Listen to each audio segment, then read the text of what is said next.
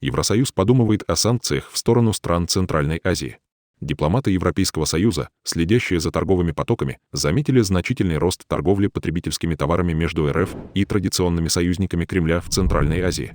Об этом сообщает британское издание The Telegraph, ссылаясь на источники.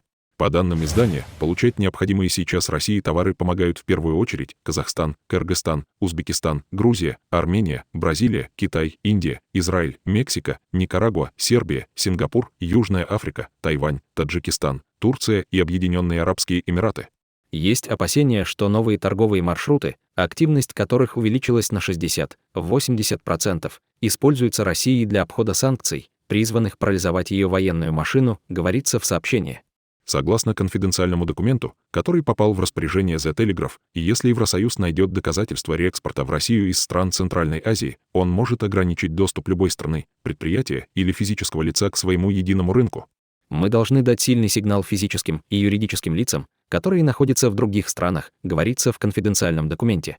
Официальные лица отмечают, что в основном стиральные машины, подержанные автомобили и фотоаппараты входят в число товаров, вывозимых из ЕС в такие страны, как Казахстан, Кыргызстан и Узбекистан. Есть опасения, что многие товары разбираются, а полупроводники и другие компоненты используются для восстановления российских танков, бронетранспортеров и беспилотников. Такие запчасти часто находят на территории Украины. Это огромная проблема. Основная часть структуры санкций подрывается, сказал высокопоставленный дипломатический источник в ЕС. Большинство грузов, вывозимых из Евросоюза, направляются в Беларусь через сухопутную границу с Литвой, а затем реэкспортируются в Центральную Азию.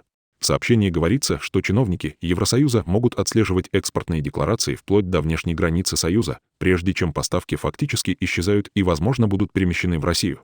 Большинство товаров покидает ЕС через сухопутную границу с Беларусью. Польша закрыла границу, чтобы закрыть лазейку, но маршрут между Литвой и Минском по-прежнему открыт.